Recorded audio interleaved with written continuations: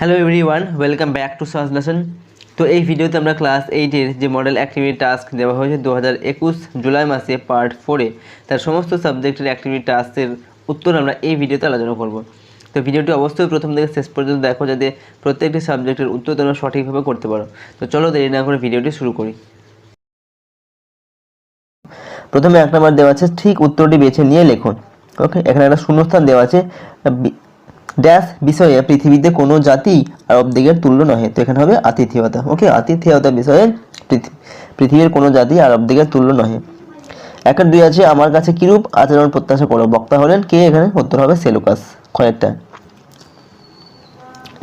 1-3 আছে, পশ্চিমে কুদ্রুর তরকারি দিয়ে ঠেকুয়া খায়। টেনিদাকে একথা কে বলেছে? ওকে, উত্তর হবে ক্যাবলা। টেনিদাকে একথা বলেছিল ক্যাবলা। নেক্সট কোশ্চেন দেখবো 1-4 দাগে। 1-4 আছে, মাইকেল মধুসূদন দত্ত যেই জাহাজ থেকে তার বন্ধু গৌরদাস বসাককে চিঠি লিখেছিলেন সেটির নাম কোনটা? উত্তর হবে সিলন। ওকে, কয়েকটা। আচ্ছা, এরপর দেখুন 2 দাগে যে কোশ্চেন আছে, 2 এবং 3 দাগে যে কোশ্চেনগুলো দেওয়া আছে, 4 দাগে পর্যন্ত যে কোশ্চেনগুলো দেওয়া আছে এগুলো আমরা অন্য একটি পেজে লিখেছি, যেহেতু এখানে জায়গা কম। ওকে, তো সেখান থেকে আমরা এই প্রশ্নের উত্তরগুলো দেখে নেব। ওকে, তো 2 দাগে দেখো কি প্রশ্ন দেওয়া আছে। এখানে বলা হয়েছে নিচের প্রশ্নগুলির সংক্ষিপ্ত উত্তর দাও। 2-1 দেওয়া আছে, মান্ধাতারি আমল থেকে চলে আসছে এমনি রকম কোন প্রসঙ্গে কবি একথা বলেছেন? উত্তর লিখতে হবে। উপরিউক্ত লাইনটি বিশ্বকবি রবীন্দ্রনাথ ঠাকুরের বোঝাপড়া কবিতা থেকে নেওয়া হয়েছে। কবি বোঝাতে চেয়েছেন সুপ্রাচীন কাল থেকেই এরকম হয়ে আসছে। এমনই রকম কথার অর্থ হলো পৃথিবীর কোনো মানুষই সকলের কাছে প্রিয় হয়ে উঠতে পারে না, সকলকে ভালোবাসতে পারে না। সে যেমন অন্যের প্রতারণার শিকার হয়ে ওঠে, ঠিক তেমনি অন্য কাউকে প্রতারিত করে। তাই ভালো মন্দ যাই হোক, সত্যকে মেনে নিতে হবে সহজে। ওকে, তো এটা হচ্ছে 2-1 প্রশ্নের উত্তর লিখতে হবে। 2-2 দেখো কি কোশ্চেন দেওয়া আছে, আমা অপেক্ষা আপনকার ঘোরতর বিপক্ষ আর নেই।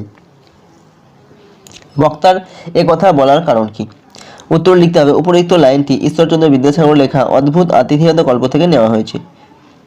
এখানে বক্তার আরব সেনাপতি, এখানে বক্তা, ওকে এখানে হবে বক্তা, বক্তার হবে না, বক্তা আরব সেনাপতি মূল সেনাপতিকে একথা বলার কারণ হলো গত রাত্রে যখন সেই দুই সেনাপতি পরস্পরের পূর্বপুরুষের বিক্রম বর্ণনা করছিল, তখন আরব সেনাপতি জানতে পারেন সেই আশ্রয় প্রার্থী মূল সেনাপতির নির্দেশেই তার পিতাকে হত্যা করা হয়েছিল। ফলে তিনি প্রতিশোধ গ্রহণের ইচ্ছা জাগলেও আশ্রয় প্রার্থীকে তিনি আক্রমণ করতে পারেন না। তাই পরদিন সকালে মূল সেনাপতিকে প্রস্থানের উপযুক্ত ব্যবস্থা করে দিয়ে উপযুক্ত কথাটা তিনি বলেছিলেন। ওকে, তো 2-2 প্রশ্নের উত্তর এটা লিখতে হবে। 2-3 দেখো কি দেওয়া আছে। 2-3 কোশ্চেনটা হচ্ছে, অ্যান্টিগোনাস তোমার এই ঔদ্ধত্যের জন্য তোমায় আমার সাম্রাজ্য থেকে নির্বাচিত করলাম। অ্যান্টিগোনাস কোন ঔদ্ধত্য দেখিয়েছিল? উত্তর লিখতে হবে। উপরিউক্ত লাইনটি দ্বিজেন্দ্রলাল রায়ের লেখা চন্দ্রগুপ্ত নাটক থেকে নেওয়া হয়েছে। গ্রিক সম্রাট সেকেন্দারের কাছে অ্যান্টিগোনাস যখন গুপ্তচর সন্দেহে চন্দ্রগুপ্তকে নিয়ে আসেন, তখন কথোপকথনের মাধ্যমে জানা যায় গ্রিক সেনাপতি সেলুকাস সরল বিশ্বাসে চন্দ্রগুপ্তকে যুদ্ধ কৌশল শিক্ষা দিয়েছিলেন। কিন্তু এই নিয়ে সেলুকাস ও অ্যান্টিগোনাসের মধ্যে বিবাদ সৃষ্টি হয়, এমনকি অ্যান্টিগোনাস সেলুকাসের ওপর তরবারিও নিক্ষেপ করেছিল। আর সব ঘটেছিল সম্রাট সেকেন্দারের সামনেই। তাই সেকেন্দার অ্যান্টিগোনাসের এই কার্যকলাপকে ঔদ্ধত্য বলে মনে করেছিলেন। তো এটা লিখতে হবে 2-3 প্রশ্নের উত্তর। এবার দেখো 2-4 কি কোশ্চেন দেওয়া আছে। 2-4 দেওয়া আছে, তোদের মতো উল্লুকের সঙ্গে পিকনিকের আলোচনাও ঝকমারি। কোন কথা প্রসঙ্গে টেনিদা এমন বক্তব্য করেছিলেন? উত্তর লিখতে হবে। উপরিউক্ত লাইনটি নারায়ণ গঙ্গোপাধ্যায়ের লেখা বনভোজনের ব্যাপার গল্পটি থেকে নেওয়া হয়েছে। বনভোজনের জন্য আয়োজিত পিকনিক দলের দলপতি ছিলেন টেনিদা। পিকনিকের মেনু তৈরি করতে গিয়ে বেশ আলোচনা হচ্ছিল পোলাও, ডিমের ডালডা, রুই মাছের কালিয়া, মাংসের কোরমা, মশলাদার শামি কাবাব প্রভৃতি সুস্বাদু খাবারের কথা। কিন্তু হঠাৎ করে এই সুস্বাদু মেনুর সঙ্গে কথক যোগ দিয়েছিলেন আলু ভাজা, শুক্তো বাড়ি চচ্চড়ি। এতগুলো সুস্বাদু খাবারের মধ্যে হঠাৎ বিস্বাদ খাবারগুলোর কথা শুনে টেনিদার মাথা গরম হয়ে উঠেছিল। তাই সে প্রশ্নে উল্লেখিত কথাটা বলেছিল। ওকে, এই কথাটা বলেছিল। তো এটা গেল 2 এর 4 প্রশ্নের উত্তর। এরপর দেখো 2 এর 5 কোশ্চেন কী দেওয়া আছে। 2 এর 5 দেওয়া আছে, কৌতূহলী 2 চোখ মেলে অবাক দৃষ্টিতে দেখে, চড়ুই পাখির চোখে কৌতূহল কেন? উত্তর লিখতে হবে, উপরে উল্লেখিত তারাপদ রায়ের লেখা একটি চড়ুই পাখি এই কবিতার অংশ এটা। ওকে, চড়ুই পাখির চোখে কৌতূহল থাকার অন্যতম কারণ হলো কবির বাড়ির নির্জনতা। সাধারণত প্রত্যেক বাড়িতে একাধিক মানুষ থাকে, একজন বাড়ির বাইরে গেলে অপরজন বাড়ি দেখাশোনা করেন। ওকে, কিন্তু কবি কল্পনা করেন তিনি চলে গেলে চড়ুইটি ভাবে এই জানালা, দরজা, টেবিল, ফুলদানি, বই খাতা সবই তার হয়ে যাবে। ওকে, তো এটা হচ্ছে 2 এর 5 প্রশ্নের উত্তর। তো 3 নম্বরে দেওয়া আছে, নিচের প্রশ্নগুলির উত্তর নিজের ভাষায় লেখো। 3 এর 1 দেওয়া আছে, সবুজ জামা কবিতার ভাববস্তু আলোচনা করো। তো এখানে উত্তর লিখতে হবে, কবি বীরেন্দ্র চট্টোপাধ্যায় সবুজ জামা কবিতায় এক সহজ সরল প্রকৃতিপ্রেমী শিশুর কথা তুলে ধরেছেন। কবিতায় তার নাম তোতাই, সে স্কুলে গিয়ে নির্দিষ্ট গণ্ডির মধ্যে আবদ্ধ থেকে পড়াশোনা করতে পারে না। সে প্রকৃতিতে ঘুরে বেড়াতে চায়, মুক্ত থাকতে চায়। দাদুর মতো চোখে চশমা দিয়ে জগৎকে দেখতে চায় না। সভ্যতার নকল মুখোশ খুলে সে যা কিছু সহজ স্বাভাবিক তাকে সেভাবেই পেতে চায়। তাই সে গাছের মতো সবুজ জামা পছন্দ করে, যেখানে কত পাখি প্রজাপতি এসে বসবে। অর্থাৎ এই কবিতায় সভ্যতার জটিলতা ছেড়ে সহজ সরল এবং প্রাকৃতিকভাবেই বাঁচার কথা বলা হয়েছে। তো এটা লিখতে হবে 3 এর 1 দাগের প্রশ্নের উত্তর। এরপর দেখো 3 এর 2 দাগে কি কোশ্চেন দেওয়া আছে। এখানে বলা হয়েছে, বন্ধু রাজনারায়ণ বসুকে লেখা চিঠিতে মাইকেল মধুসূদন দত্ত তার লেখা মেঘনাদবধ কাব্য সম্পর্কে কিরূপ অভিমত ব্যক্ত করেছেন। এই প্রশ্নের উত্তর লিখতে হবে, লেখক মধুসূদন দত্তের লেখা 3টি চিঠির মধ্যে একটি চিঠি লেখা হয়েছিল বিশিষ্ট বিদ্যা অনুরাগী নারায়ণ বসুকে। ওকে, রাজনারায়ণ বসুকে। তিনি সেখানে মেঘনাদবধ কাব্য সম্পর্কে জানিয়েছিলেন। 750টি লাইনের কাব্যের ষষ্ঠ স্বর্গের শেষ করেছিলেন মেঘনাদের মৃত্যুর মধ্য দিয়ে সে কথা তিনি জানিয়েছিলেন। মেঘনাদকে মারতে লেখকের অনেক কষ্ট হয়েছিল, এমনকি তিনি কান্নাও করেছিলেন।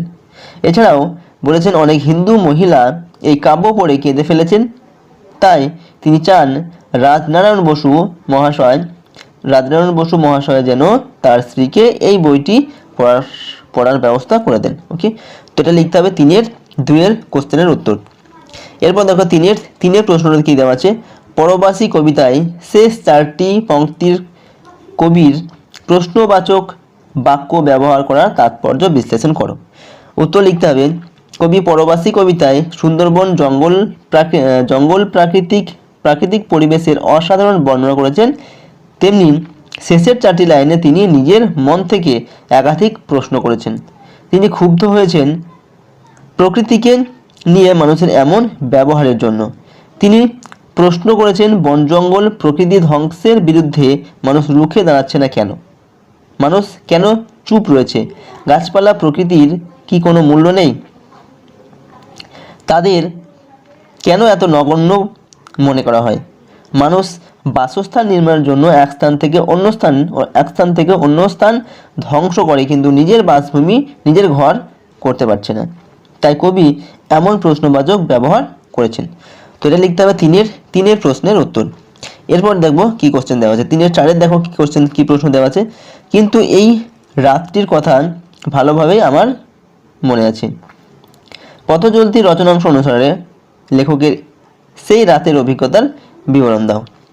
তো এখানে এর উত্তর লিখতে হবে, ভাষাবিদ সুনীতি কুমার চট্টোপাধ্যায়ের লেখা পথচলতি প্রবন্ধে তিনি বর্ণনা করেছেন কিভাবে গয়া থেকে কলকাতা পর্যন্ত একটি ট্রেনের বগিতে পাঠান যাত্রীদের সঙ্গে গল্পগুজব করে ভ্রমণ করেছেন। সেই বগির পাঠানরা ছিল ইংরেজ দখলকৃত আফগানিস্তানের মানুষ। তারা পশতু ভাষী ছিলেন, ফরাসি ভাষা জানতেন না। প্রথমে লেখক পশতু ভাষার বিখ্যাত কবি খুশহাল খান সম্পর্কে বললে তারা খুশি হয়ে যায়। এমনকি তাদের মধ্যে একজন অসতি ভাষার গজল শুরু করেছিলেন। এরপরে আজম খান ও দোরানি ও দুরানি গল্প আলোচনা হয়। এইভাবে লেখকের চেষ্টাতে দেরাদুন এক্সপ্রেস থার্ড ক্লাস গাড়িতে একটি পস্তু সাহিত্য সম্মেলন শুরু হয়ে গিয়েছিল। সেই রাতের কথা লেখকের সারা জীবন মনে ছিল। তো 3-এর 4-এর দাগের প্রশ্নের উত্তরটা এভাবে লিখতে হবে। এরপর দেখো 4-এর দাগের প্রশ্ন কি দেওয়া আছে। 4-এর দাগে দেওয়া আছে নির্দেশ অনুসারে উত্তর লেখো। তো 4-এর 1-এ বলা হয়েছে দল বিশ্লেষণ করে দল চিহ্নিত করো। স্টেশন বাগুইহাটি, ওকে, বাগুইহাটি, দর্শন মাত্র, ক্ষিপ্র হস্ত আর অদ্ভুত রকম, ওকে, এইগুলোর দল বিশ্লেষণ করে কোনটি কোন দল সেটা লিখতে হবে। তো প্রথম হচ্ছে স্টেশন। তো স্টেশনটা কীভাবে দল বিশ্লেষণ করবে, স্টেশন, তো ইস হচ্ছে রুদ্ধ দল, টি হচ্ছে মুক্ত দল আর সনটাও হচ্ছে রুদ্ধ দল। এরপর হচ্ছে বাগুইয়াটি। তো এটা কীভাবে করবে না, বা গুই আ টি, ওকে, এখানে সবগুলো হচ্ছে কিন্তু মুক্ত দল, এখানে রুদ্ধ দল নেই। তারপর আছে কি দর্শন মাত্র, দর্শন মাত্র, ওকে, এগুলো তাহলে একটা করে হস চিহ্ন দেবে, র তন্দস্ব আর তন্দন আর তয়ের তলা, ওকে। আচ্ছা, দর হচ্ছে রুদ্ধ দল, সন ও রুদ্ধ দল, ওকে।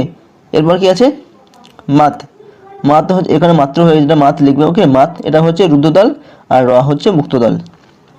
এরপর আছে ক্ষিপ্র হস্ত, তো ক্ষিপ এটা হচ্ছে ক্ষিপ রো হস্ত, ওকে, এভাবে দলগুলো বিশ্লেষণ করবে। ক্ষিপ এটা হচ্ছে রুদ্ধ দল, রো এটা হচ্ছে মুক্ত দল, হস রুদ্ধ দল আর ত হচ্ছে মুক্ত দল। এরপর আছে অদ্ভুত রকম, ওকে, তো অদ্ভুত রকম এভাবে এগুলোকে বিশ্লেষণ করতে হবে। অদ হচ্ছে রুদ্ধ দল, ওকে, ভূত এটাও রুদ্ধ দল, র মুক্ত দল আর কম এটা হচ্ছে রুদ্ধ দল। তো এইভাবে করে এগুলোকে দল বিশ্লেষণ করতে হবে। নেক্সট এখানে বলা হয়েছে উদাহরণ দাও, ওকে।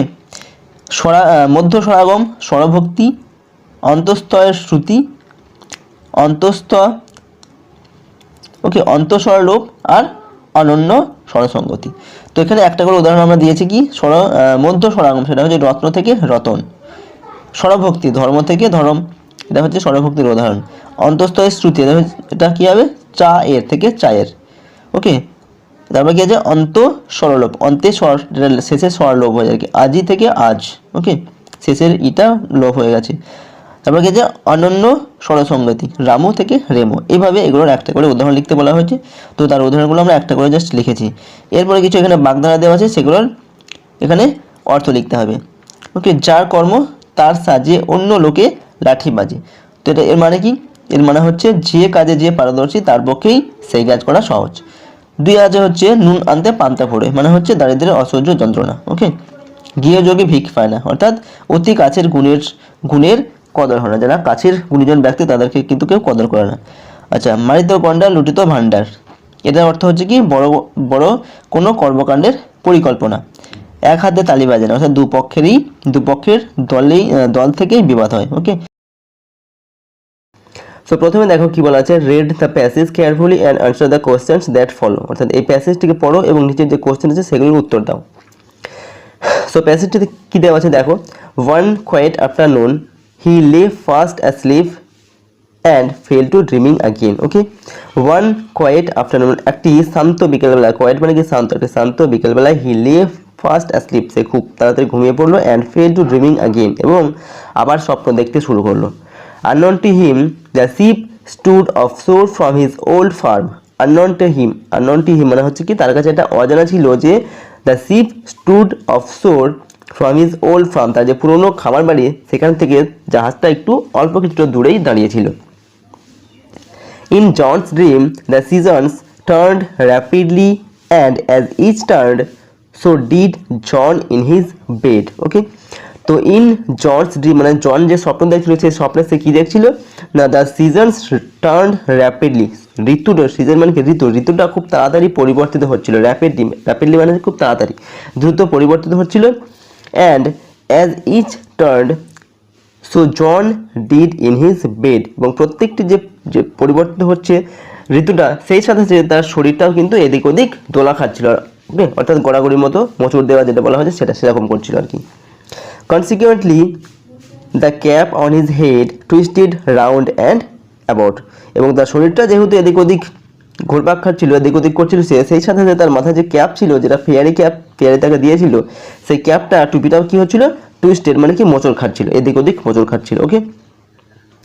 It called up a squall from the clear sky, that hit the ship without a warning. Okay, তো কি হলো, ইট কল্ড আপ আ স্কোয়াল। স্কোয়াল মানে হয় কি, হঠাৎ করে একটা কোনো একটা ঝড় আসা, সেটাকে বলা হচ্ছে স্কোয়াল। ওকে, তো এর ফলে এটা ঝোড়ো হাওয়া ডেকে ঝড় ডেকে আনলো হঠাৎ করে ফ্রম দ্য ক্লিয়ার স্কাই। আকাশটা কিন্তু পরিষ্কার ছিল, তা সত্ত্বেও একটা প্রচণ্ড একটা ঝড় আসলো। And hit the ship without a warning, এবং জাহাজটাকে এসে আঘাত করলো উইদাউট ওয়ার্নিং। ওয়ার্নিং মানে কি, কোনো সতর্কবার্তা ছাড়াই জাহাজটাকে সেই ঝড় স্কোয়াল আসলো, সেই ঝড়ে কিন্তু জাহাজটাকে আঘাত করলো। The wind had been whirling about the boat, tearing the sails and snapping the spars. Okay, the wind had been whirling. Whirling মানে কি, ঘোরপা খাওয়া। তো বাতাস ঘোরপা খেতে লাগলো about the boat, বোটটার চারিপাশে। ওকে, বোটটার আশেপাশে প্রচণ্ড ঝড়, সেটা ঘোরপা খেতে গেলো। টিয়ারিং দ্য সেলস, টিয়ার মানে কি, ছিঁড়ে দেওয়া। সেলস মানে হচ্ছে জাহাজের পাল, জাহাজের পালগুলোকে ছিঁড়ে দিল। And snapping the Spurs, Spurs বলতে এখানে যে পোল বা খুঁটি পদা জাহাজের আছে, এই সেল অর্থাৎ পালগুলোকে টাঙানোর জন্য সেগুলোকে কি প্রচণ্ড স্ন্যাপ মানে কি আঘাত করলো ঝড়ে আর কি। It's his fault the sailors cried. তো সেলার মানে কি, নাবিক, জাহাজের যে চালক, তারা কি বললো, এটা তারই দোষ। ফল্ট মানে তার বলতে এখানে জনকে বলা হচ্ছে, ঠিক আছে, বলছে এটা কি জনের দোষ, জনের জন্য এরকম হচ্ছে, তারা চিৎকার করে বললো। They shouted in anger and fear, তো তারা ভয়ে এবং রাগে প্রচণ্ড চিৎকার করতে লাগলো। And try to rip the cap off his head, এবং তারা তার মাথার থেকে যে মাথার যে ক্যাপটা ছিল, টুপিটা, সেখান থেকে তারা খুলে ফেলতে চেষ্টা করলো। Well they were unsuccessful for it was a fairy cap, কিন্তু তারা এই কাজে আনসাকসেসফুল মানে কি অসফল হয়ে রইল। ওকে, মানে তার মাথার থেকে ক্যাপটা তারা খুলতে পারলো না, টুপিটা। ওকে, for it was a fairy ফল, যেহেতু এটা ছিল একটা ফেয়ারি টুপি, অর্থাৎ একটা পরীর দেওয়া টুপি ছিল, তার দ্বারা তার মাথার থেকে টুপিটা কিন্তু খুলতে পারলো না। ওকে, তো এরপর অ্যাক্টিভিটি দেওয়া আছে। অ্যাক্টিভিটি 1, এখানে বলা হচ্ছে আনসার দ্য ফলোয়িং কোয়েশ্চেন্স। নিচে কিছু কোয়েশ্চেন দেওয়া আছে, সেগুলোর আনসার লিখতে হবে। সো নাম্বার 1-এ কি দেওয়া আছে, হোয়াট হ্যাপেন্ড অ্যাজ জন লে অ্যাসলিপ। তো জন যখন খুব তাড়াতাড়ি ঘুমিয়ে পড়লো, তখন কি হলো না, as John lay fast asleep he fell to dreaming again. John যখন ঘুমিয়ে পড়লো, সে তখন কি হলো, আবার সে স্বপ্ন দেখা শুরু করলো। নাম্বার 2-এ দেওয়া আছে how did the squall arise suddenly. তো হঠাৎ করে স্কোয়েল মানে কি ঝড়ো হওয়া কীভাবে চলে আসলো আর কি। তো কীভাবে আসলো, the cap of John's head twisted round at about. তো জনের মাথায় যে ক্যাপটা ছিল, সেই ক্যাপটা কী হচ্ছিল, মোচড় খাচ্ছিল, এবং মোচড় খাওয়ার ফলে কী হলো, অ্যান্ড সাডেনলি দ্য স্কোয়াল অ্যারোজ, এবং হঠাৎ করে ঝড় চলে আসলো, যেহেতু তার মাথার ক্যাপটা মোচড় খাচ্ছিল, এদিক ওদিক ঘুরপাক খাচ্ছিল বলে। নাম্বার 3-তে দেওয়া আছে কি, describe the condition of the ship in the squall. Okay, তো স্কোয়ালের ফলে অর্থাৎ ঝড়ের ফলে জাহাজের অবস্থাটা কেমন হয়েছে সেটাকে ডেসক্রাইব করতে হবে বা বর্ণনা করতে হবে। কি হয়েছিল, the squall hit the ship and had been wheeling about the boat, tearing the sails and snapping the spars. Okay, কি, the squall hit the ship, squall কী করলো, জাহাজটাকে হিট করলো, আঘাত করলো। And had been wheeling about the boat, এবং জাহাজটা চারিদিকে ঘুরপাক খেতে লাগলো। টিয়ারিং দ্য সেলস, পালগুলোকে ছিঁড়ে দিল। অ্যান্ড স্ন্যাপিং দ্য স্পার্স, এবং সে পাল যে খুঁটি বা পোল, সেগুলোকে স্কোয়াল কী করলো, ঝড়টা কী করলো, হঠাৎ করে প্রচণ্ড ধাক্কা দিল আর কি। তো এইগুলো হলো। ওকে, ওকে, তো নেক্সট কী আছে, নাম্বার 4, সেখানে দেওয়া হচ্ছে what did the sailors do to stop the squall. তো সেলার অর্থাৎ নাবিকরা কী করেছিল, প্রচণ্ড ঝড়টাকে থামানোর জন্য তারা কী করেছিল, the sailors tried to rip the cap off his head. His বলতে এখানে জন। ওকে, জনের মাথায় যে টুপি ছিল, সেই টুপিটাকে তারা খোলার চেষ্টা করলো স্কোয়াল অর্থাৎ ঝড়টাকে থামানোর জন্য। ওকে, তো এটা গেল নাম্বার 1 অ্যাক্টিভিটি। সো নাম্বার 2-তে আছে, এখানে বলা হচ্ছে অ্যাক্টিভিটি 2-তে দেওয়া আছে কি, দেখো, rewrite the following sentences using future perfect tense, one is done for you. তো এখানে কিছু সেন্টেন্স দেওয়া আছে, সেই সেন্টেন্সগুলিকে তোমাদের আর একবার করে লিখতে হবে, এবং সেটা ফিউচার পারফেক্ট টেন্সে লিখতে হবে। ওকে, তো এখানে একটা করে দেওয়া আছে, সেটা হচ্ছে কি না, you will be enjoying the tour. Tour মানে কি, কোনো জায়গায় বেড়াতে যাওয়া বা ভ্রমণ করা, অর্থাৎ তুমি ভ্রমণটিকে এনজয় করতে থাকবে, এটা হচ্ছে ফিউচার কন্টিনিউয়াস টেন্স। তো সেটাকে ফিউচার পারফেক্ট টেন্সে লিখতে হবে। তো ফিউচার পারফেক্ট টেন্সে প্রথমে সাবজেক্ট উইল, তারপরে উইল বা স্যাল, তারপর হচ্ছে কি একটা হ্যাভ, তারপর হচ্ছে ভার্বের থার্ড ফর্ম। ওকে, এটা লিখতে হবে সাবজেক্ট প্লাস উইল অথবা স্যাল, তারপর হচ্ছে কি হ্যাভ, তারপর হচ্ছে V3 ভার্বের থার্ড ফর্ম, এরকম লিখতে হয়। ঠিক আছে, তো প্রথমে একটা করে দেওয়া আছে, দেখো সাবজেক্ট এখানে ইউ আছে, এর পরে উইল হয়, তারপরে হ্যাভ, তারপরে ভার্বের থার্ড ফর্ম হচ্ছে এনজয় ছিল, এখানে এনজয়েড দ্য ট্যুর, তারপরে অবজেক্ট যেমন ছিল তেমন এমন করে লিখতে হবে বাকিগুলো, ঠিক আছে। তো you will have enjoyed the tour, এটার মানেটা কী হবে না, তুমি এই ট্যুরটিকে বা ভ্রমণটিকে এনজয় করে থাকবে এরকম, ঠিক আছে। আচ্ছা, 1 নম্বর কী দেওয়া আছে, by this time next year Diya will be attending the university class, অর্থাৎ ইতিমধ্যে দিয়া পরের বছরের যে নেক্সট ইয়ারের তার যে ইউনিভার্সিটি ক্লাস সেটা অ্যাটেন্ড করতে থাকবে এরকম আর কি। তো এটাকে ফিউচার পারফেক্ট টেন্সে লিখতে হবে, by this time next year Diya will have attended, ওকে। এখানে দেওয়ার পরে কী হবে, উইল হ্যাভ অ্যাটেন্ডেড হবে, অ্যাটেন্ডিংটা এখানে অ্যাটেন্ডেড হবে, ওকে, হার ইউনিভার্সিটি ক্লাসেস, ওকে। তো ইতিমধ্যে দিয়া তার পরের বছর যে ইউনিভার্সিটি ক্লাস সেটা অ্যাটেন্ড করে থাকবে এরকম। নাম্বার 2তে আছে I shall be finishing my lessons by then, ঠিক আছে, ততক্ষণ আমি আমার লেসন বা পাঠ কি শেষ করতে থাকবো এরকম। তো এর ফিউচার পারফেক্ট টেন্স হবে কি, I shall have finished my lessons by then, ততক্ষণে, সরি এটা দেন হবে, দেম হয়ে গেছে, এটা এন হবে, ঠিক আছে, দেন THEN হবে, ততক্ষণে আমি আমার যে লেসন সেটাকে কমপ্লিট করে থাকবো, শেষ করে থাকবো আর কি। নাম্বার 3তে আছে he will be leaving for work before the family wakes up, okay, তার পরিবার জেগে ওঠার আগেই সে কাজের জন্য বেরিয়ে পড়তে থাকবে আর কি। তো এটা ফিউচার পারফেক্ট টেন্সে হবে কি, হি উইল হ্যাভ হবে, এখানে বি হয়ে গেছে, এটা HAVE হ্যাভ লিখবে, ঠিক আছে। He will have left for work before the family wakes up, পরিবার ওঠার আগে সে কাজে বেরিয়ে পড়তে, ওকে, সে কাজে চলে যেতে থাকবে আর কি এরকম, কাজের জন্য বেরিয়ে পড়তে থাকবে।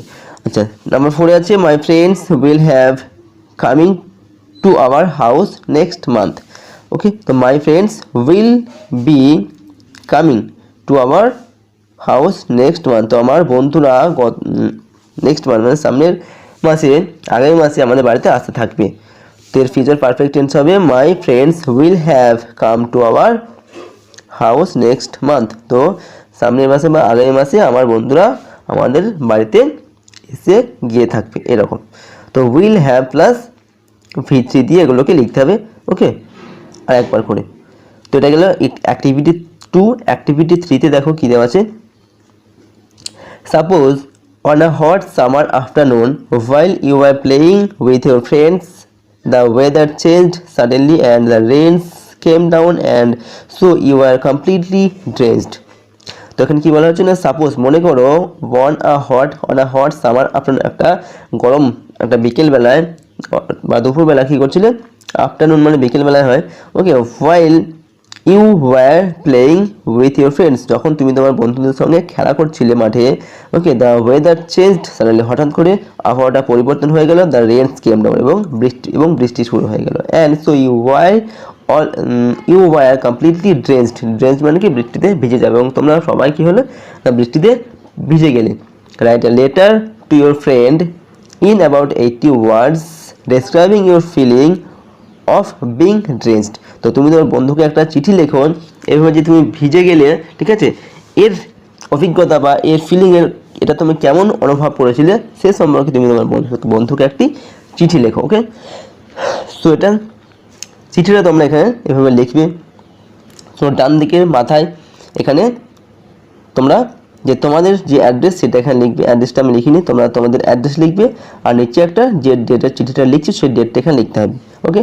তারপর যখন চিঠিটা লেখা শুরু করবো তার নিচে এখানে প্রথমে কি লিখবে, ডিয়ার ফ্রেন্ড, ডিয়ার তোমার লিখে তুমি তোমার বন্ধুর নাম লিখবে। এখানে আমি আমার একটা নাম লিখেছি অমল, তো তোমাদের যে বন্ধু হবে যে নাম সেই নাম এখানে লিখবে, এখানে অমল লেখা যেতে পারে যে কোনোটা, ঠিক আছে। তো ডিয়ার বন্ধুর নাম লিখে তারপর এখান থেকে শুরু করতে হবে, ঠিক আছে। দেখো আমরা কি লিখেছি এখানে, hi Amal, how are you and your family, okay. হয়তো হাই অমর, তুমি এবং তোমার পরিবার এখন কেমন আছে।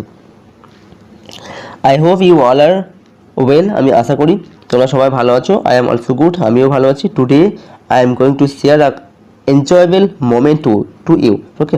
তো আজকে আমি তোমার সঙ্গে আমার একটা উপভোগ্য একটা মুহূর্ত তোমার সাথে শেয়ার করব। Okay, last Sunday we were playing football under scorching sunlight. ঠিক আছে, বলছে কি না গত রবিবার আমরা কী করছিলাম, মানে সূর্যের আলো, প্রচণ্ড সূর্যের কিরণ দিচ্ছিল, সেই সময় আমরা ফুটবল খেলছিলাম।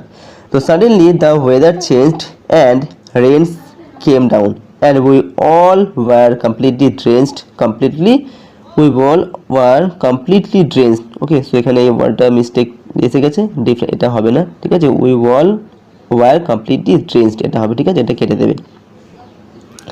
তো কি হলো, হঠাৎ করে দ্য ওয়েদার চেঞ্জ, ওয়েদারটা মানে ঋতুটা আবহাওয়া পরিবর্তন হয়ে গেল, অ্যান্ড রেইনস কেম ডাউন এবং বৃষ্টি শুরু হয়ে গেল, and we all were completely drenched এবং আমরা সবাই বৃষ্টির ফলে কি ভিজে গেলাম আর কি।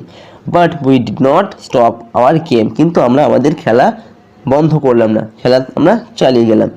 ওকে, তো নেক্সট হচ্ছে কি we enjoyed the game very much during the rainfall. তো এই বৃষ্টি যখন হচ্ছিলো, এই বৃষ্টিপাতের সময় আমরা এই খেলাটাকে ভীষণভাবে উপভোগ করেছিলাম, খুব ভালো লেগেছিলো আর কি। ওকে, তো জাস্ট এটুকু আমরা লিখেছি। তারপর কি, please reply to this letter as soon as possible. Okay, তো চিঠি পাওয়া মাত্র অবশ্যই চিঠির উত্তর দিও। I will be waiting for your letter, আমি তোমার চিঠির জন্য অপেক্ষা করতে থাকবো। ওকে, জাস্ট এটুকু আমরা লিখেছি। ওকে, তো নিচে দেখো তারপরে এখানে কি লিখবে, ইউর ফ্রেন্ড লিখে তোমরা তোমাদের যে নাম, সেই নামটা কিন্তু এখানে নিজের নামটা এখানে লিখবে। তারপর ফ্রেন্ডস অ্যাড্রেস, তোমাদের বন্ধুর যে অ্যাড্রেস, সেই অ্যাড্রেসটা পুরো অ্যাড্রেসটা এখানে লিখবে। ঠিক আছে, যে অ্যাড্রেসে চিঠি যাবে নিজের ডেট লিখবে, যে ডেটে চিঠিটা লিখছো সেটা। তো দেখো প্রথমে দেওয়া আছে নিচের প্রশ্নগুলির উত্তর লেখো, বহুমুখী উত্তরধর্মী প্রশ্ন এমসিকিউস। ওকে, তো একের দেখা আছে -2/3 একটি অখণ্ড সংখ্যা, ঋণাত্মক পূর্ণ সংখ্যা, মূলদ সংখ্যা না স্বাভাবিক সংখ্যা। ওকে, তো এটা তো অখণ্ড সংখ্যা নয়, অখণ্ড সংখ্যা কোনগুলো, অখণ্ড মানে পূর্ণ সংখ্যা 1 2 3 এইগুলো। ঋণাত্মক পূর্ণ সংখ্যা, এটা ঋণাত্মক কিন্তু পূর্ণ সংখ্যা নয়। ওকে, স্বাভাবিক সংখ্যা কিন্তু নয়, স্বাভাবিক সংখ্যা 1 2 3 এগুলো। তো এটা হচ্ছে একটা মূলদ সংখ্যা, তো রাইট অ্যান্সার হবে মূলদ সংখ্যা। এরপর আছে 2 এর দাগে কি আছে, 2 এ দেওয়া আছে দেখো, এখানে বলা হচ্ছে চিত্রে আয়তক্ষেত্রাকার জায়গাটির দৈর্ঘ্য এবং প্রস্থের পরিমাপ থেকে ক্ষেত্রফলের পরিমাপের রাশিটির x এর সহগ হলো। ওকে, এখানে এটা হচ্ছে এর দৈর্ঘ্য, এটা হচ্ছে প্রস্থ। ওকে, তো এর ক্ষেত্রফলের সহগ মানে ক্ষেত্রফলের সূত্রকে দৈর্ঘ্য আর প্রস্থ গুণ করতে হয় ক্ষেত্রফল নির্ণয় করতে গেলে। তো এদের গুণফল করতে হবে এবং গুণ করে x এর সহগ কত সেটা আমাদের দেখতে হবে, এ বি সি না ডি, ডি এর কোন উত্তরটা সঠিক হবে। ওকে, তো কীভাবে গুণ করে না, x2x² প্লাস এক্স। ওকে, এটাকে যদি আমরা এক্স মাইনাস, এখানে 3 আছে, ওকে, x-3 দিয়ে যদি গুণ করি, ওকে, তাহলে কীভাবে গুণ হবে, ax² আর এক্স এটা গুণ হবে, তো কী হবে 2x³ হবে। ওকে, 2x³ মাইনাস কী হবে 3 দুগুণে 6 6x²। ওকে, তারপরে যদি আমরা এক্স দিয়ে গুণ করবো কী হবে, x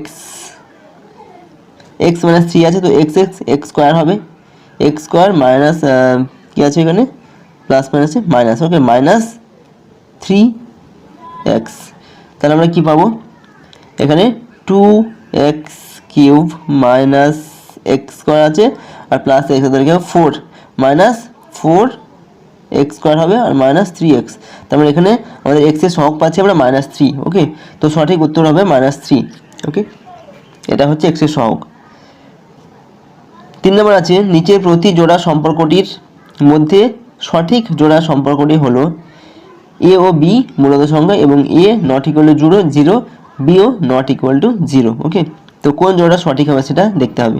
তো a প্লাস বি সমান বি প্লাস এ, এটা ঠিক, a প্লাস বি এবং বি প্লাস এটা ঠিক, কিন্তু আমরা কি আছে a মাইনাস বি সমান বি মাইনাস এ, এটা কিন্তু সঠিক নয়। যদি আমরা লিখি 2 মাইনাস 3 সমান 3 মাইনাস 2, তাহলে কিন্তু সঠিক হবে না। ওকে, এর মান আর এর মান কিন্তু আলাদা হবে। আচ্ছা, বি এ কি আছে a ইন্টু বি সমান বি ইন্টু এ, এটা ঠিক হবে, কিন্তু এ ভাগ বি আছে, তারপর বি ভাগ এ আছে, এটা কিন্তু ঠিক নয়। ঠিক আছে, এখানে হচ্ছে এটা হচ্ছে ভাজ্য, এটা হচ্ছে ভাজক। তো একে যদি আমরা বি দিয়ে ভাগ করি, সেক্ষেত্রে যদি আমরা বি কে দিয়ে ভাগ করি তাহলে কিন্তু দুটো মান সমান হবে না।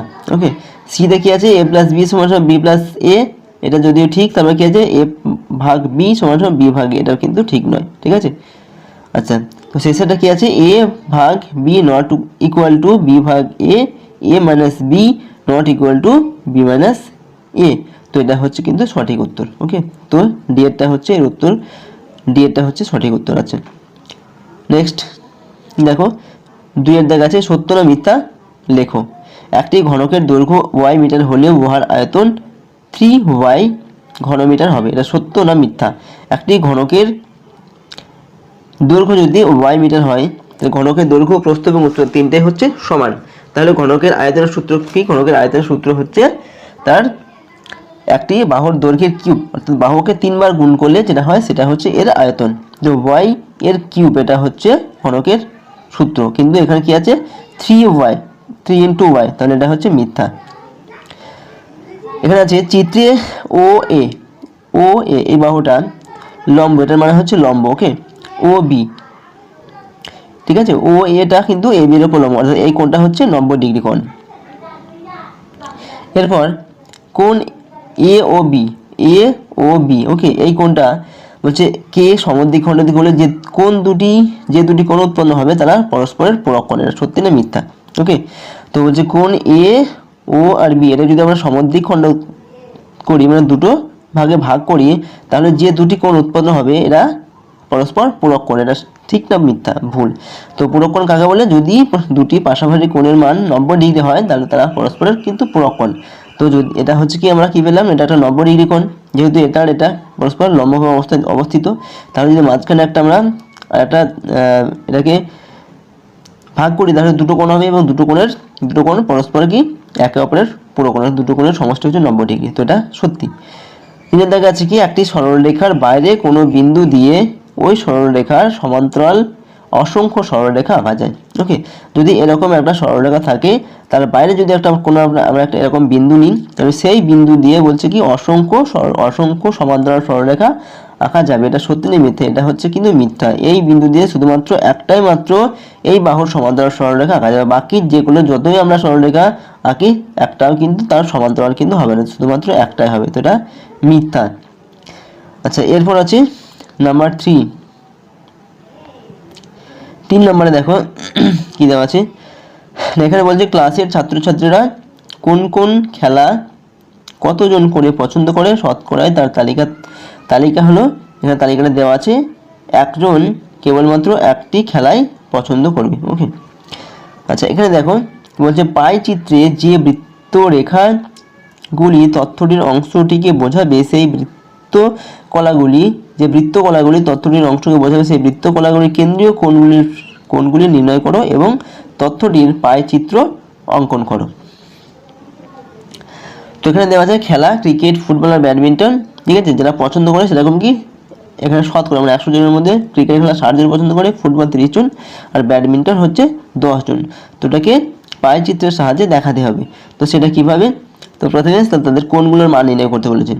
দেখো এখানে খেলা হচ্ছে কি ক্রিকেট, ফুটবল আর ব্যাডমিন্টন, 60 জন, শতকরা 60 জন ক্রিকেট আর ব্যাডমিন্টন ফুটবল 30 জন, 10 জন হচ্ছে ব্যাডমিন্টন।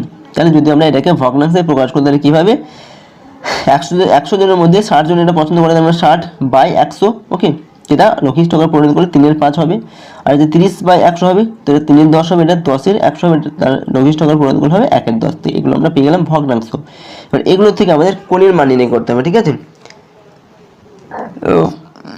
যেটা হচ্ছে পাই চিত্রটা হচ্ছে একটা এরকম একটা গোল চিত্রাকার, ঠিক আছে। তো টোটাল অংশটা কি 360 ডিগ্রি, একটা বৃত্তের যে মান হচ্ছে 360 ডিগ্রি। ওকে, তো 360 ডিগ্রি থেকে আমাদের বাকি এই কোণগুলো এর মান নির্ণয় করতে হবে। ওকে, তো এটার ভগ্নাংশ হচ্ছে কত পেলাম আমরা, 60টার 3/5 অংশ, তো 3/5 গুণ 360।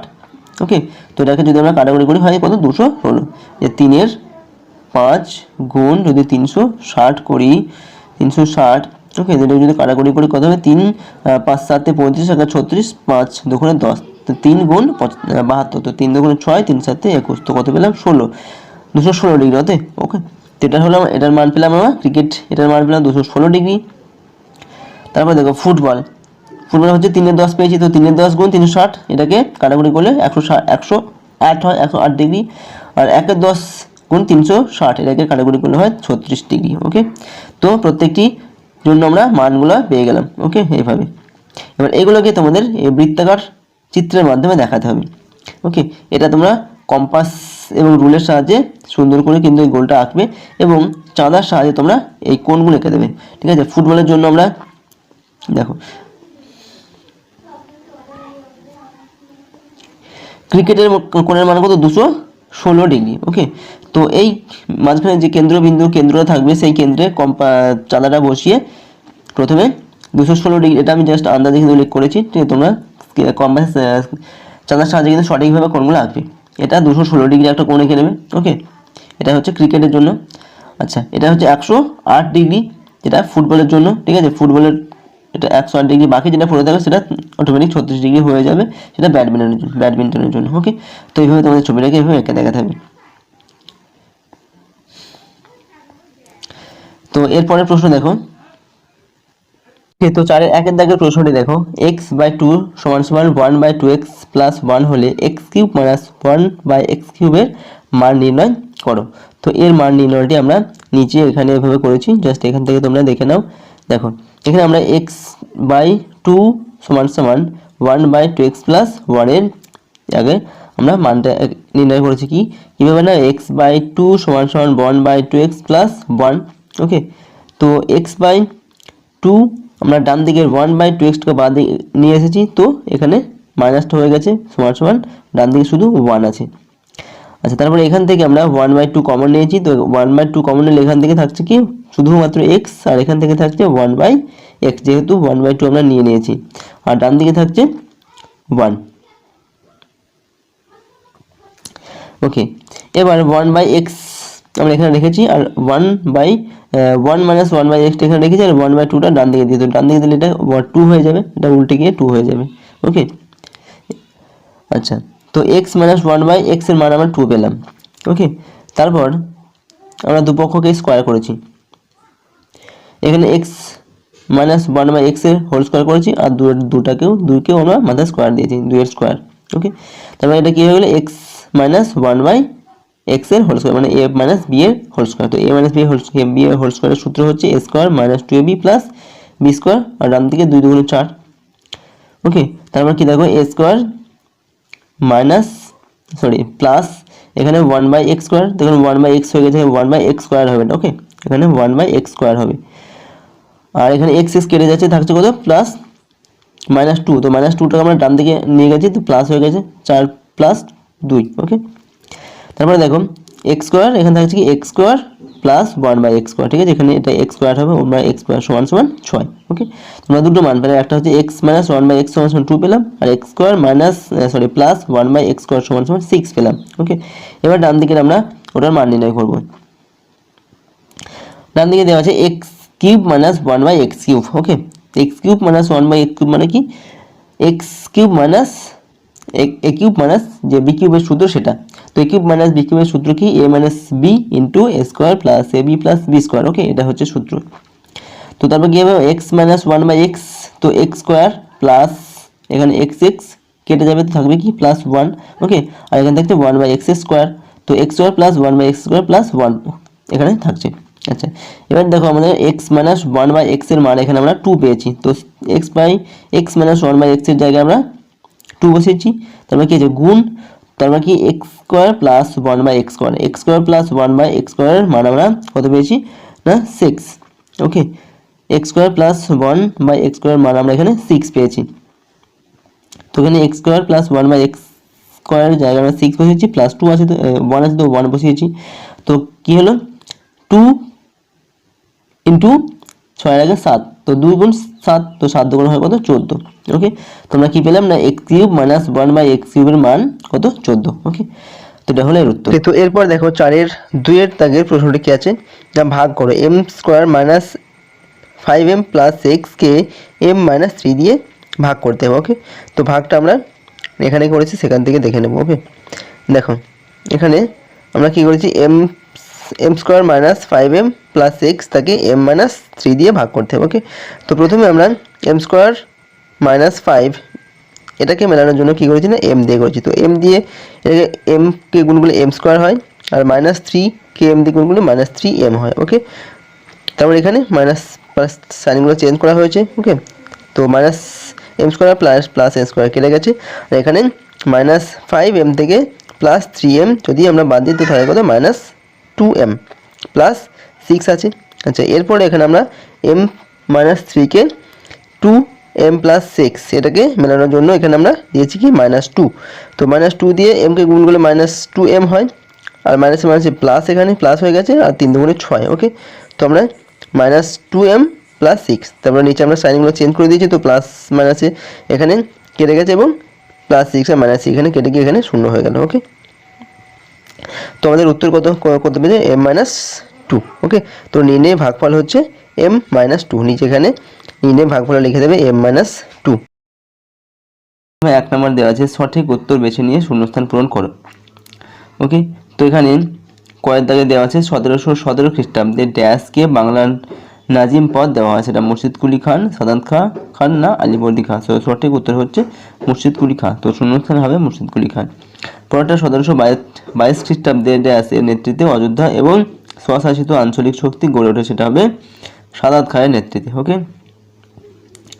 গয়েরটা হচ্ছে 1724 খ্রিস্টাব্দে হায়দ্রাবাদ রাজ্য প্রতিষ্ঠা করেন, সঠিক উত্তর হচ্ছে নিজাম উল মুলক। ওকে, এটা এখানে শূন্যস্থানে লিখতে হবে।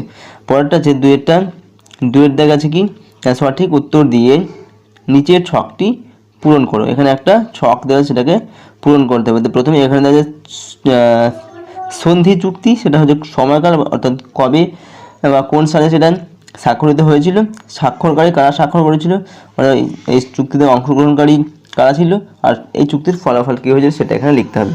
তো কিছু লেখা আছে, আর যেগুলো লেখা নেই সেগুলো তোমাদের লিখতে হবে। ওকে, তো প্রথমে আছে সলভ্যার সন্ধি। তো সলভ্যার সন্ধি হচ্ছে 1782 খ্রিস্টাব্দে, সেটা দেওয়া আছে কাদের মধ্যে হয়েছিল, কোম্পানি আর মারাঠাদের মধ্যে। ওকে, তো এর ফলাফল কী হয়েছিল, উভয়ের মধ্যে একটা সুসম্পর্ক তৈরি হয়েছিল। ওকে, কোম্পানি আর মারাঠাদের মধ্যে একটা সুসম্পর্ক তৈরি হয়েছিল। পরেরটা কি হচ্ছে বেসিনের সন্ধি হচ্ছে 1802 খ্রিস্টাব্দে হয়েছিল, কোম্পানি আর পেশোয়ার মধ্যে হয়েছিল। ওকে, তো এর ফলাফল কি হয়েছিল না, কোম্পানি পেশোয়া দ্বিতীয় বাজিরাওকে অধীনতামূলক মিত্রতা নীতিতে সই করিয়ে নেয়। ওকে, তো এই বেসিনের সন্ধি অনুযায়ী কোম্পানি দ্বিতীয় বাজিরাওকে কি করে না অধীনতামূলক মিত্রতা নীতিতে সই করিয়ে নেয়। আচ্ছা, পরেরটা হচ্ছে লাহোর সন্ধি হচ্ছে 1846 খ্রিস্টাব্দে হয়, এটা হয় কোম্পানি আর শিখদের মধ্যে, আর এর যে ফলাফল সেটা কি হয়েছিল, জলন্ধর দোয়াবে ব্রিটিশ কর্তৃত্ব স্থাপিত হয়। ওকে, স্থাপন হয়। এরপর কি আছে, সংক্ষেপে উত্তর দাও 30 থেকে 40টি বাক্যে। কে কি উদ্দেশ্যে সিভিল সার্ভিস চালু করেন, ব্যাপটিস্ট মিশন শিক্ষার প্রথমে কেমন ভূমিকা পালন করেছিল, আর 4 দিকে আছে জমি জরিপ ও রাজস্ব নির্ণয়ের ক্ষেত্রে ঔপনিবেশিক প্রশাসন কি কি পদক্ষেপ নিয়েছিল। ওকে, তো এই প্রশ্নের উত্তরগুলি আমরা অন্য একটি পেজে লিখেছি, তো সেখান থেকে দেখে নেব। ওকে, তো 3 কয়ের দাগের প্রশ্নের উত্তরটি দেখে নাও, কে কি উদ্দেশ্যে সিভিল সার্ভিস চালু করেন। তো এর উত্তরে আমরা কি লিখবো না, কোম্পানি প্রশাসনের অধীনে আমলাতন্ত্রকে সংগঠিত করার জন্য লর্ড কর্নওয়ালিস সিভিল সার্ভিস বা অসামরিক প্রশাসন ব্যবস্থা চালু করেন। ভারতের ব্রিটিশ প্রশাসনকে দুর্নীতিমূলক করার উদ্দেশ্য ছিল লর্ড কর্নওয়ালিসের। তিনি মনে করতেন উপযুক্ত বেতন না পাওয়ার ফলে কোম্পানির কর্মচারীরা সততা ও দক্ষতার সঙ্গে কাজ করে না। ওকে, আচ্ছা, ফলে কর্নওয়ালিস আইন জারি করে কোম্পানির প্রশাসনের সঙ্গে যুক্ত ব্যক্তিদের ব্যক্তিগত ব্যবসা ও কোনো রকম উপহার নেওয়া বন্ধ করে দেন। তার পাশাপাশি চাকরির মেয়াদের ভিত্তিতে সিভিল সার্ভেন্টদের পদোন্নতির ব্যবস্থা করেন তিনি। প্রশাসনের কর্মচারীদের বেতনও বাড়িয়ে দেন। ওকে, তো এই প্রশ্নের উত্তর লিখতে হবে এটা। এরপর আছে ব্যাপটিস্ট মিশন শিক্ষা প্রসারে কেমন ভূমিকা পালন করেছিল, তো তার উত্তর আমরা এখানে দেখব। আচ্ছা, 1820 খ্রিস্টাব্দে ফোর্ট উইলিয়াম কলেজের পাশাপাশি শ্রীরামপুর ব্যাপটিস্ট মিশন স্থাপন করা হয়েছিল। শ্রীরামপুরে মিশনারিরা ব্রিটিশ কোম্পানির তরফে শিক্ষা বিস্তারের বিভিন্ন উদ্যোগে সামিল হন। নিজেদের মুদ্রণ যন্ত্র বসিয়ে তারা বাংলা ভাষায় বিভিন্ন লেখা ছাপতে শুরু করেন। শ্রীরামপুর মিশনারিদের মধ্যে সবথেকে উল্লেখযোগ্য ছিলেন উইলিয়াম কেরি। তিনি ভারতীয় মহাকাব্যগুলি ইংরেজি ভাষায় অনুবাদ করেন। তাছাড়া বাইবেলের একটি অংশকে তিনি ভারতীয় ভাষায় অনুবাদ করে ভারতীয় ভাষায় অনুবাদ করেছিলেন কে? 1778 খ্রিস্টাব্দে হালেদের লেখা বাংলা ব্যাকরণ বইটিকেও সম্পাদনা করে প্রকাশ করেছিলেন কে? ওকে, তো এই প্রশ্নের উত্তরে লিখতে হবে এটা। তো নেক্সট 4 দাগের প্রশ্ন কি আছে দেখো, এখানে 4 দাগে দেওয়া আছে জমি জরিপ ও রাজস্ব নির্ণয়ের ক্ষেত্রে ঔপনিবেশিক প্রশাসন কি কি পদক্ষেপ নিয়েছিল? তো এই প্রশ্নের উত্তরে আমরা এটা লিখব, ভারতে ঔপনিবেশিক প্রশাসন রাজস্ব ব্যবস্থা বিষয়ে নানা রকম পরীক্ষা নিরীক্ষা চালিয়েছিল। তার মধ্যে জমি জরিপ করা ও তার ভিত্তিতে রাজস্ব আদায়ের প্রক্রিয়াটিও ছিল গুরুত্বপূর্ণ। ওকে, গুরুত্বপূর্ণ ছিল। 1757 খ্রিস্টাব্দে পলাশির যুদ্ধের পর বাংলার নতুন নবাব মীর জাফরের থেকে ইস্ট ইন্ডিয়া কোম্পানি কলকাতা থেকে কুলপি পর্যন্ত 24টি পরগনার জমিদারি পায়। তখন রবার্ট ক্লাইভ নতুন জমিদারি মাপজোকের জন্য একজন জরিপবিদের খোঁজ করতে থাকেন। অবশেষে 1760 খ্রিস্টাব্দে ফ্র্যাঙ্কল্যান্ড নতুন 24টি পরগনার জমি জরিপের কাজ শুরু করেন। তবে তার কাজ শেষ হওয়ার আগেই ফ্র্যাঙ্কল্যান্ড মারা যান। সেই কাজ শেষ করেন হগ ক্যামেরন। তো 1 নম্বরে দেওয়া আছে বিকল্পগুলি থেকে ঠিক উত্তরটি নির্বাচন করে লেখো।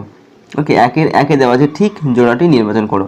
এখানে যে জোড়াটি ঠিক সেই জোড়াতে টিক চিহ্ন দিতে হবে। ওকে, তো এখানে সঠিক উত্তর হবে গয়াটা, অ্যানথ্রোস্ফিয়ার পরিজনের স্রোত। ওকে, অ্যানথ্রোস্ফিয়ারের পরিজনের স্রোতের সৃষ্টি হয়।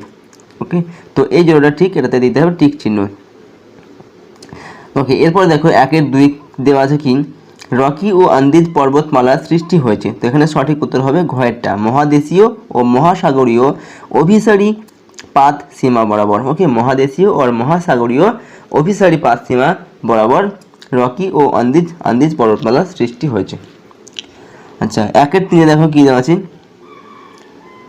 1-3 এখানে আছে উত্তর ভারতের স্থলভাগের সীমানা রয়েছে। ওকে, উত্তর ভারতের স্থলভাগে সীমানা কোন কোন দেশ রয়েছে? এখানে হচ্ছে নেপাল ও ভুটান রয়েছে। ওকে, উত্তর ভারতে নেপাল রয়েছে আর ভুটান রয়েছে, বাদবাকি কোনো অপশনগুলো কিন্তু সঠিক নয়। তো এখানে ক্ষয়ের উত্তরটা হচ্ছে সঠিক উত্তর। আচ্ছা, এরপর আছে 2 দাগে। ওকে, 2 এবং 3 দাগে যে প্রশ্নগুলি আছে এগুলো আমরা অন্য একটি পেজে লিখেছি, তো সেখান থেকে দেখে নেব। ওকে, তো 2-1 দাগে আছে কোন যন্ত্রের সাহায্যে ভূমিকম্পের তীব্রতা পরিমাপ করা হয়? তো এর উত্তর হবে কি ভূমিকম্পের তীব্রতা পরিমাপ করা হয় রিক্টার স্কেলের সাহায্যে। ওকে, তো পরের প্রশ্ন আছে কি কোন প্রকার শিলার স্তরে খনিজ তেল পাওয়া যায়? ওকে, তো এই প্রশ্নের উত্তর কি হবে না পাললিক শিলার স্তরে খনিজ তেল পাওয়া যায়। ওকে, নেক্সট পরের প্রশ্ন আছে ভারতের কোন প্রতিবেশী দেশ মশলা উৎপাদনে বিখ্যাত? ভারতের প্রতিবেশী দেশ শ্রীলঙ্কা মশলা উৎপাদনে বিখ্যাত। ওকে, এটা গেল 2-3 প্রশ্ন। এরপর আছে 3 দাগে। ওকে, 3 দাগে দেখো কি দেওয়া আছে না ভূ অভ্যন্তরের কোন স্তরে কিভাবে চৌম্বক ক্ষেত্রের সৃষ্টি হয়েছে? তো এর উত্তরে লিখতে হবে ভূ অভ্যন্তরের বহিঃকেন্দ্র মণ্ডলে পৃথিবীর চৌম্বক ক্ষেত্র সৃষ্টি হয়েছে। এই স্তর অর্ধকঠিন অবস্থায় পৃথিবীর অক্ষের চারিদিকে আবর্তন করে চলেছে।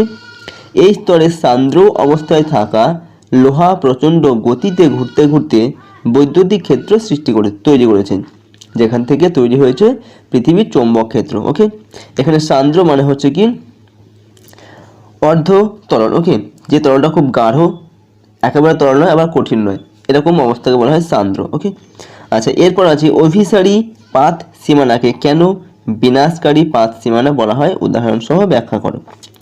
তো এই প্রশ্নের উত্তরে আমরা লিখেছি এখানে কি না ভূবিজ্ঞানীদের মতে ভূত্বক কতকগুলি শক্ত ও কঠিন খণ্ডে বিভক্ত, এগুলিকে ভূবিজ্ঞানীরা পাত বলেছেন। অনেক সময় দুটো পাত পরস্পরের দিকে এগিয়ে আসে এবং সংঘর্ষ ঘটে। দুটো পাতের মধ্যে অপেক্ষাকৃত ভারী পাত হালকা পাতের নিচে চলে যায়। এর ফলে নিচের পাত গলতে শুরু করে এবং সমুদ্র খাতের সৃষ্টি হয় ও ভূত্বকের বিনাশ ঘটে। এই অঞ্চলে প্রতিনিয়ত ভূমিকম্প ও অগ্ন্যুৎপাত দেখা যায়। দুটি পরস্পরমুখী পাত সামুদ্রিক হলে তাদের ওপরের পলি ভাঁজ খেয়ে দ্বীপপুঞ্জের সৃষ্টি হয়। প্রশান্ত মহাসাগরের উপকূল বরাবর জাপান ও সন্নিহিত দ্বীপপুঞ্জ এভাবেই গড়ে উঠেছে। পাত দুটির একটি সামুদ্রিক আর একটি মহাদেশীয় হলে মাঝের পলি ভাঁজ খেয়ে ভঙ্গিল পর্বতের সৃষ্টি করে। আমেরিকার পশ্চিম ভাগে রকি ও আন্দিজ পর্বতমালা এভাবে সৃষ্টি হয়েছে। আবার পাত দুটি মহাদেশীয় হলে সংঘর্ষের ফলে মাঝের সংকীর্ণ সামুদ্রিক পলি ভাঁজ খেয়ে ভঙ্গিল পর্বত সৃষ্টি হয়। এইভাবে ইউরেশিয়া ও ভারতীয় এই দুই মহাদেশীয় পাতের মাঝের পলি ভাঁজ খেয়ে হিমালয় পর্বতের সৃষ্টি হয়েছে। এই ধরনের পরস্পরমুখী পাত সীমানাকে অভিসারী বা বিনাশকারী পাত সীমানা বলা হয়। ওকে, 4 দাগ আছে উদাহরণসহ উৎপত্তি অনুসারে আগ্নেয় শিলার শ্রেণীবিভাগ করো। ওকে, তো এই প্রশ্নের উত্তর লিখতে হবে। উৎপত্তি অনুসারে আগ্নেয় শিলা দু রকমের। ভূ অভ্যন্তরের অত্যাধিক চাপে উত্তপ্ত গলিত ম্যাগমা ভূত্বকের কোনো দুর্বল ফাটলের মধ্যে দিয়ে ভূপৃষ্ঠে লাভা রূপে এসে শীতল ও কঠিন হয়ে যে শিলার যে আগ্নেয় শিলা সৃষ্টি করে তার নাম নিঃসারী আগ্নেয় শিলা। দ্রুত জমাট বেঁধে গঠিত হয় বলে এর দানাগুলো বেশ সূক্ষ্ম হয়, যেমন ব্যাসল্ট, অবসিডিয়ান। ওকে, আচ্ছা, আবার ভূ অভ্যন্তরের গলিত ম্যাগমা ভূত্বকের দুর্বল ফাটল বা ছিদ্রের মাধ্যমে ভূপৃষ্ঠে পৌঁছাতে না পেরে ভূ অভ্যন্তরে ধীরে ধীরে শীতল ও কঠিন হয়ে উদ্বেধী আগ্নেয় শিলার সৃষ্টি করে, যেমন গ্রানাইট, ডোলেরাইট। এই উদ্বেধী আগ্নেয় শিলা আবার দু রকমের হয়।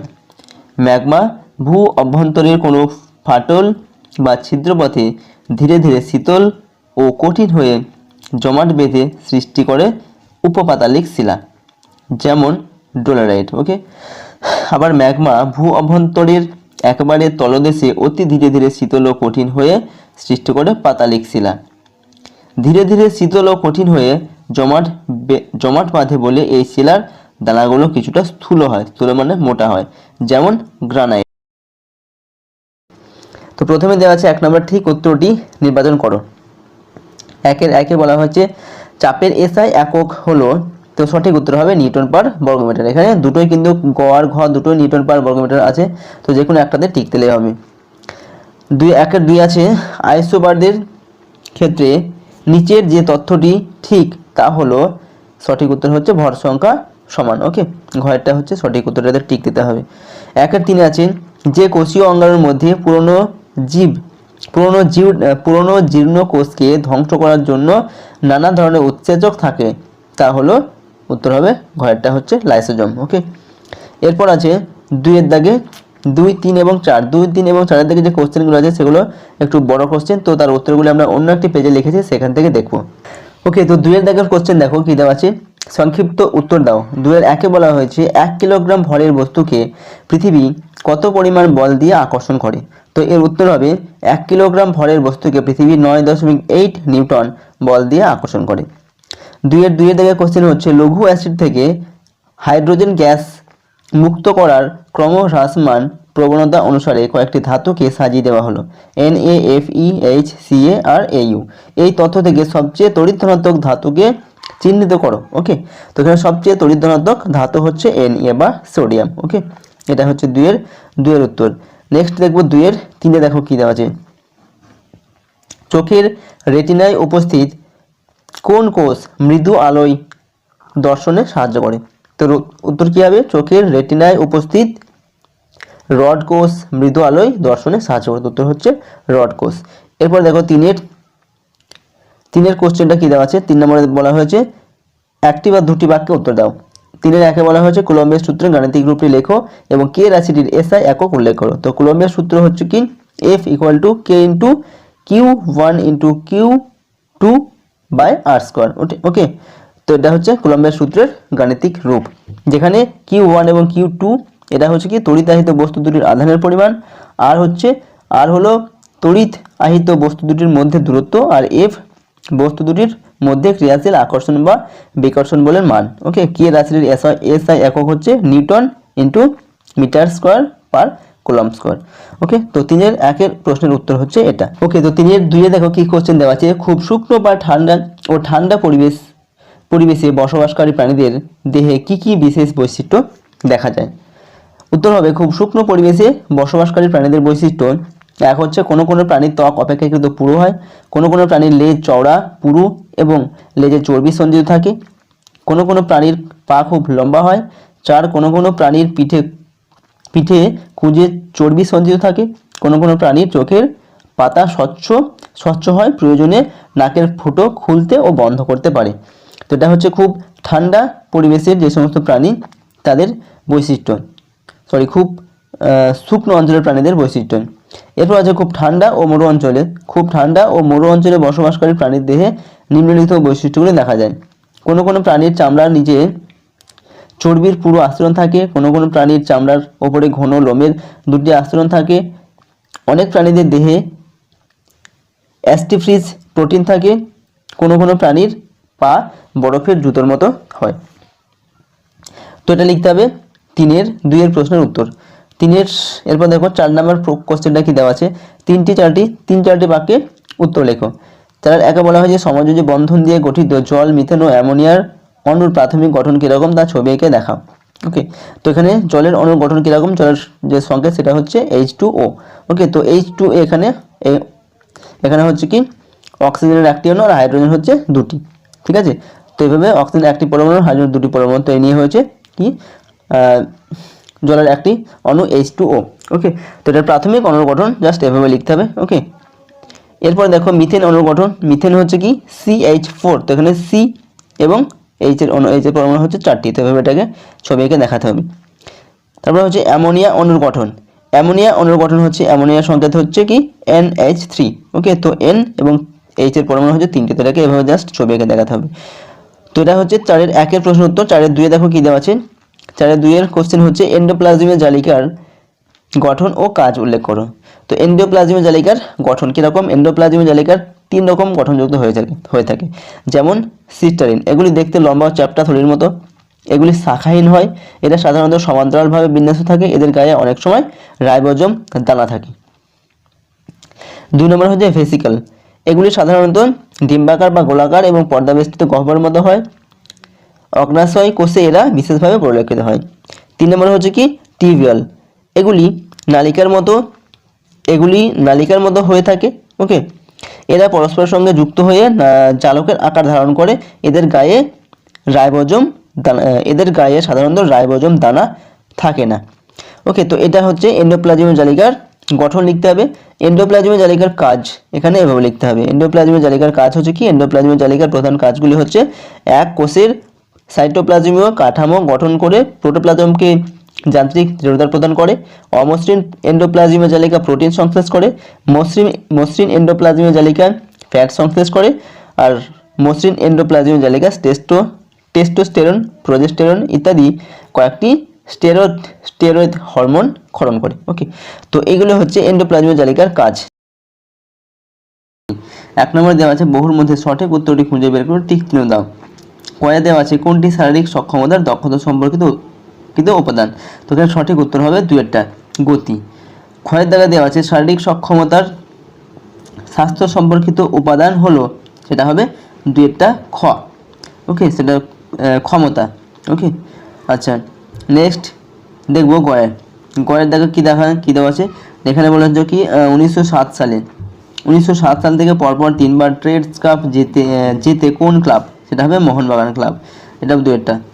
ওকে, এরপর ঘয়ের দেখা আছে কখন প্লেন্ট ব্যবহার করা হয়, অস্থিভঙ্গের ক্ষেত্রে প্লেন্ট ব্যবহার করা হয়, 3টা সঠিক উত্তর। ওকে, আচ্ছা এরপর দেওয়া আছে শূন্যস্থান পূরণ।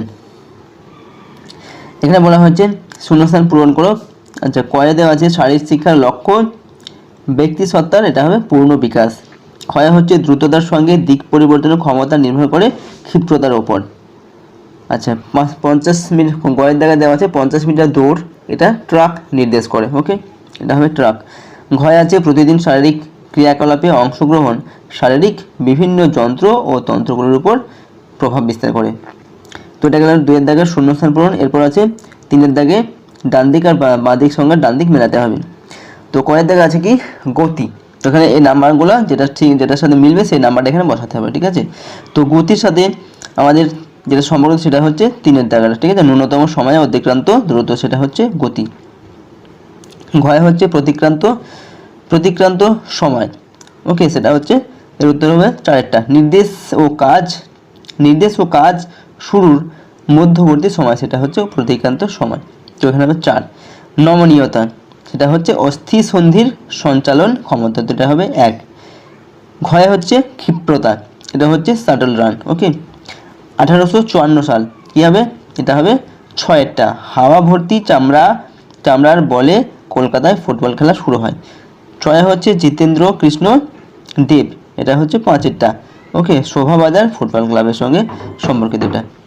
এভাবে এগুলো মেলাতে হবে। এরপর আছে কয়েকটি বাক্যে উত্তর দাও। 4 দাগে 4 কয়ে বলা হয়েছে শারীরিক সক্ষমতার দক্ষতা সম্পর্কিত উপাদানগুলির নাম লেখো। শারীরিক সক্ষমতার দক্ষতা সম্পর্কিত উপাদানগুলির নাম লেখো। তো 4 কয়ের উত্তরটা আমরা এখানে লিখেছি। শারীরিক সক্ষমতার দক্ষতা সম্পর্কিত উপাদানগুলির নাম হলো, এখানে ওটা হবে না, ওকে, হল ওয়কার দেবে, তাহলে হল ওয়কার হবে এটা। আচ্ছা নেক্সট, আচ্ছা এর উত্তরগুলি দেখো। 1 হচ্ছে গতি, ক্ষমতা, ক্ষিপ্রতা, সমন্বয় সাধন, প্রতিক্রিয়ার সময়, আর হচ্ছে ভারসাম্য। ঠিক আছে, তো এই 6টা এখানে উত্তর লিখতে হবে। শারীরিক সক্ষমতার দক্ষতা সম্পর্কিত উপাদান। ক্ষয়ের দাগে কী আছে, 4 ক্ষয়ের দাগে আছে শারীরিক ক্ষমতার প্রয়োজনীয়তা ব্যক্ত করো। ওকে, শারীরিক সক্ষমতার প্রয়োজনীয়তা কি, তো তার উত্তরগুলো আমরা এখানে লিখেছি। 4 ক্ষয়ের দাগের উত্তর দেখো, শারীরিক সক্ষমতার প্রয়োজন ব্যক্ত করো। আচ্ছা, প্রথম পয়েন্ট লিখবে স্বাস্থ্যের বিকাশ। ওকে, স্বাস্থ্যের বিকাশ, তার সঙ্গে এই পয়েন্টগুলো লিখতে হবে। শরীরের অভ্যন্তরীণ যন্ত্র ও তন্ত্রগুলির উন্নতি ঘটে, যেমন ফুসফুস, হৃৎপিণ্ড, পরিপাকতন্ত্র, শ্বসনতন্ত্র, পেশিতন্ত্র ইত্যাদি, এগুলোর উন্নতি ঘটে। 2 হচ্ছে পেশির শক্তি ও সহনশীলতা বৃদ্ধি পায়, রক্তচাপ নিয়ন্ত্রণে আনা সম্ভব হয়, গতিহীনতার রোগ থেকে মুক্তি পাওয়া যায়, সঠিক ওজন নিয়ন্ত্রণ করা সম্ভব হয়। ওকে, এরপর পরের পয়েন্ট হবে শারীরিক বিকাশ। ওকে, শারীরিক বিকাশে সৌন্দর্যমণ্ডিত দেহভঙ্গি ও রোগ প্রতিরোধ ক্ষমতা লাভ করা সম্ভব হয়। আর শারীরিক বৃদ্ধি ও বিকাশ সুসম্ভবভাবে হয় আর কি। ওকে, সামাজিক বিকাশ, দরিদ্র দূরীকরণ ঘটে, সহযোগিতা ও বন্ধুত্বপূর্ণ মনোভাবের উন্নতি ঘটে। আর হচ্ছে মানসিক বিকাশ। মানসিক বিকাশে কী আছে, উদ্বেগ নিয়ন্ত্রণ ও যে কোনো পরিবেশে মানিয়ে নেওয়ার ক্ষমতা বৃদ্ধি পায়, সুষম মানসিক বিকাশ ও দ্রুত সঠিক সিদ্ধান্ত নেওয়ার ক্ষমতা বৃদ্ধি পায়। ওকে, তো এইগুলো হচ্ছে শারীরিক সক্ষমতার প্রয়োজনীয়তা। এরপর আছে গয়ের দাগে প্রশ্নটা আছে, 4 গয়ের দাগে আছে মোহনবাগান স্পোর্টিং ক্লাব সম্পর্কে যা যেন লেখো। এই কোশ্চেনের উত্তরটা আমরা নিচে লিখেছি, জাস্ট এখান থেকে দেখে নেব। ওকে, এখানে তোমরা এটা এভাবে লিখবে। 4 গয়ের প্রশ্নের উত্তর, ভারতের শাসনভার তখন ইস্ট ইন্ডিয়া কোম্পানির হাতে, আর কলকাতা ইস্ট ইন্ডিয়া কোম্পানির সদর দপ্তর। আর এই ইংরেজ সাহেবদের খেলার মাধ্যমেই কলকাতায় ফুটবলের গোড়াপত্তন। 1889 সালে আগস্ট মাসে 14 নম্বর বলরাম ঘোষ স্ট্রিটের ভূপেন্দ্রনাথ বসুর বাড়ির সভাতে স্থির হলো মোহনবাগান ভিলায় যারা খেলছে তাদের নিয়ে গড়া হবে একটি ক্রীড়া সংগঠন, যার নাম মোহনবাগান স্পোর্টিং ক্লাব। ভূপেন্দ্রনাথ বসু হলেন মোহনবাগান স্পোর্টিং ক্লাবের প্রথম সভাপতি এবং প্রথম সম্পাদক যতীন্দ্রনাথ বসু, আর ক্লাবের প্রথম অধিনায়ক হলেন মণিলাল সেন।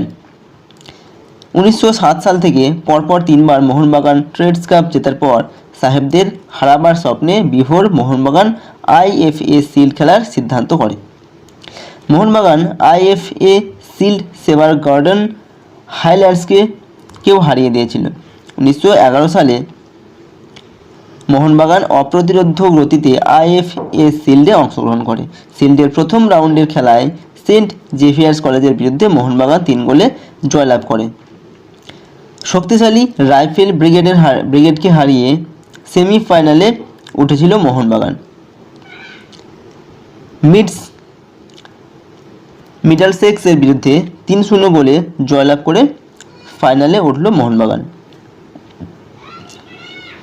শুরু হলো 1911 সালের আইএফএ শিল্ড ফাইনাল খেলা শেষের আর মাত্র কয়েক মিনিট বাকি। মোহনবাগানের খেলোয়াড় অভিলাষ ঘোষ বল ঠেলে দিলেন বিপক্ষের গোলে, আর তখনই অসম্ভব সম্ভব হওয়ার আনন্দে উদ্বেলিত সকল বাঙালি। আকাশ বাতাসে শুধুই মোহনবাগানের জয়ধ্বনি, মোহনবাগানের শিল্ড জয়ের বিজয়োৎসবে মুখরিত সমগ্র বাংলা। সমগ্র দেশে এসেছিল অকাল দীপাবলি। ইস্ট ইয়র্ককে হারিয়ে দেশের মানুষের মনে দেশাত্মবোধ, বৈপ্লবিক চেতনা জাগিয়ে তুলতে সক্ষম হয়েছিল মোহনবাগান। ওকে, তো ক্লাস 8-এর সমস্ত সাবজেক্টের মডেল অ্যাক্টিভিটি টাস্কের উত্তর এই ভিডিওটিতে করে দেওয়া হলো, যেগুলি জুলাই 2021 পার্ট 4-এ দেওয়া হয়েছে। ভিডিওটিকে অবশ্যই প্রত্যেকের কাছে শেয়ার করে যাতে সবাই এর উত্তরগুলি সঠিকভাবে করে নিতে পারে। আর চ্যানেলে নতুন হলে অবশ্যই চ্যানেলটিকে সাবস্ক্রাইব করে পাশে থাকা বেল আইকন অল নোটিফিকেশন বাটনটিকে অন করে রেখো নেক্সট ভিডিওর নোটিফিকেশন সবার আগে পাওয়ার জন্য। Thank you so much for watching the entire video. See you on the next video. Till then, by.